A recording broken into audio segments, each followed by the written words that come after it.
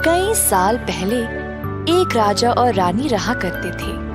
रानी बहुत ही मुलायम स्वभाव की थी और सारी प्रजा उनको बहुत चाहती थी। रानी को एक ही बात का दुख था कि उनका कोई बच्चा नहीं था। सर्दी की एक सुबह रानी कुछ सिलाई कर रही थी जब उन्होंने अपनी खिड़की के बाहर बर्फ को देखा। गहरी सोच में रानी ने कहा, काश मेरी बेटी होती जिसकी त्वचा बर्फ जैसी सफेद और जिसकी होंठ चेरी की तरह लाल और जिसके बाल आबनूस जैसे काले। जल्द रानी की इच्छा पूरी हुई और उन्होंने एक राजकुमारी को जन्म दिया जिसकी त्वचा बर्फ जैसी सफेद, होंठ चेरी जैसे लाल और बाल आबनूस जैसे काले थे। परंतु जन्म देने के बाद ही रानी का देहांत हो गया। कुछ समय बाद राजा ने दूसरी शादी कर ली, एक सुंदर महिला से जो बहुत घमंडी और क्रूर थी। वह काला जादू करती थी और उसके पास था एक जादुई ऐना। हर रोज वह ऐने से पूछती थी, ऐना ऐना बता तू जरा सबसे सुंदर कौन है यहाँ। और ऐना हर बार जवाब देता, आपसे सुंदर और कौन है भला। ये सुनकर रानी प्रसन्न हो जाती थी क्योंकि जादुई ऐना केवल सच बोलता था। एक सुबह रानी ने पूछा, ऐना ऐना बता तो जरा सबसे सुंदर कौन है यहाँ। आप ही हो मेरी रानी, पर आपसे सुंदर स्नो वाइट राजकुमारी। रानी क्रोध से आग बबूली हो गई और उसने अपने शिकारी को आदेश दिया स्नो वाइट का अंत करने के लिए। उसने सबूत में स्नो वाइट का दिल वापस ले आने को कहा। शिकारी स्नो वाइट को कहीं दूर जंगल में ले गया परंतु उसको मार न पाया। उसने स्नो वाइट को भाग जाने के लिए कहा और बोला कि वह महल कभी भी वापस न आए।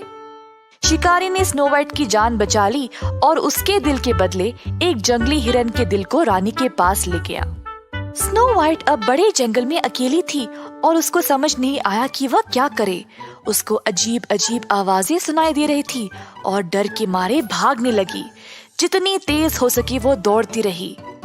शाम ढलने ही वाली थी जब स्नो वाइट को एक झोंपड़ी नजर आई। वह अंदर चली गई अंधेरी रात से बचने के लिए। एक छोटा सा मेज था जिस पे छोटे छोटे 7 थाल रखे हुए थे। दीवार के साथ लगे हुए थे 7 छोटे छोटे बिस्तर। स्नो वाइट को बहुत भूख लगी थी तो उसने सारे थालों से थोड़ा थोड़ा सब्जी और रोटी खाया। अब क्योंकि वह बहुत थकी हुई थी, स्नो वाइट एक बिस्तर पर लेट गई और गहरी नींद में सो गई। कुछ देर बाद उस झोंपड़ी के निवासी गीत गाते गाते घर वापस आए। घर के अंदर आते ही उन सबको कुछ अलग लगा। एक ने कहा, किसी ने मेरी कुर्सी पर बैठा है। फिर एक और ने कहा, किसी ने मेरे थाल से खाया है। फिर एक और ने बिस्तर की ओर देखा और बाकी सबको बुलाया। है भगवान, ये बच्ची कितनी सुंदर है। सब इतने खुश थे उसे देखकर और उसको फिर जगाया भी नहीं। अगली सुबह स्नो वाइट उठी और बोनो को देखकर डर गई, पर बोनो ने उसको अच्छे से पूछा, डरो मत, तुम्हारा नाम क्या है। मेरा नाम स्नो वाइट है। और तुम यहाँ तक कैसे आई। स्नो वाइट ने सारी घटना सुनाई अपनी सौतेली माँ के बारे में और कैसे उस शिकारी ने उसको जाने दिया था।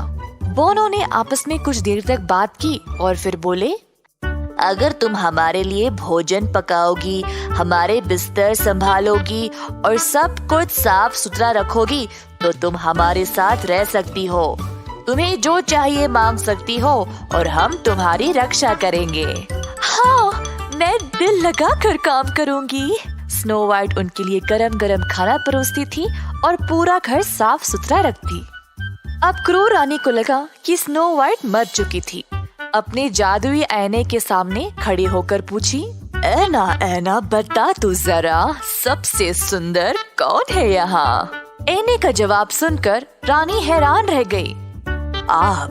आप ही हो मेरी रानी, पर आपसे सुंदर अभी भी पर्वत के उस पार बोनो के साथ स्नो वाइट राजकुमारी। रानी हैरान रह गई। उसको पता था कि ऐना झूठ नहीं बोलता। तभी उसको समझ आ गया कि शिकारी ने उसको धोखा दिया और स्नो वाइट अभी भी जिंदा है। अपने गुप्त कमरे में जाकर उसने एक जहरीला सेब बनाया। ऊपर से सेब बहुत ही रसदार था और उसको देखकर कोई भी ललचाता, लेकिन उस सेब का छोटा सा टुकड़ा भी खाने से मौत हो जाएगी। अपने आप को एक बूढ़ी महिला के रूप में रानी ने तैयार किया और बोनो के घर आ गई। दरवाजे पर खटखटाया। स्नो वाइट खिड़की से बोली, माफ करना, पर मैं किसी को भी अंदर नहीं ला सकती।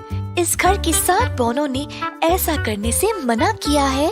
ओह, कोई बात नहीं बेटी, मैं तो बस सेब बेच रही थी।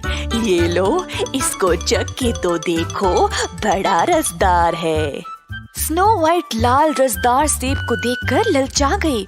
अपने आप को काबू में रख ही नहीं पाई, तो उसने खिड़की से ही सेब लिया और उस जहरीली सेब को खा लिया। सेब उसके मुंह में जाते ही स्नो वाइट बेहोश होकर जमीन पर बेजान गिर पड़ी। दुष्ट रानी जोर जोर से हंसने लगी और बोली, बोने अब तुम्हें कभी नहीं जगा पाएंगे। वापस अपने महल गई और अपने ऐने से पूछी, ऐना ऐना बता तू जरा, अब सबसे सुंदर कौन है यहाँ? ऐने ने कहा, आपसे सुंदर और कौन है भला? ये सुनकर दुष्ट रानी का काला दिल आखिरकार संतुष्ट और शांत हो गया। जब बोने घर लौट आए तो स्नो वाइट को जमीन पर पड़ा पाया।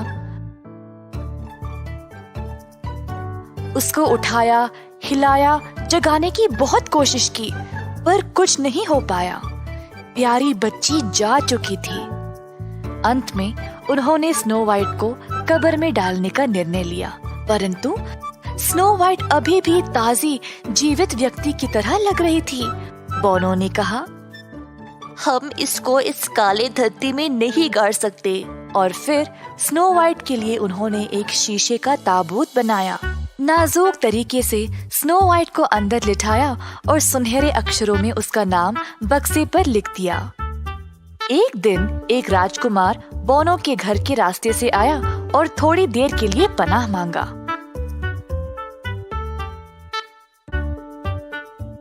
तभी राजकुमार की नजर स्नो वाइट पर पड़ी। राजकुमार ने बोनो से कहा, मुझे ये ताबूत दे दो और मैं तुम्हें मुंह मांगी रकम दूंगा। बोनो ने कहा, दुनिया का सारा सोना दे दो हमें, तब भी हम इसको नहीं देंगे। फिर मुझे इसको ऐसे ही दे दो, क्योंकि मैं अब स्नो वाइट को देखे बिना नहीं जी सकता। मैं इसको आदर और सम्मान से सुरक्षित रखूंगा। बोनो को राजकुमार के लिए बुरा लगा और फिर स्नो वाइट के ताबूत को उसे सौंप दिया। आप इसे ले जा सकती हो, परंतु कुछ करो, हमारी स्नो वाइट को ठीक कर दो।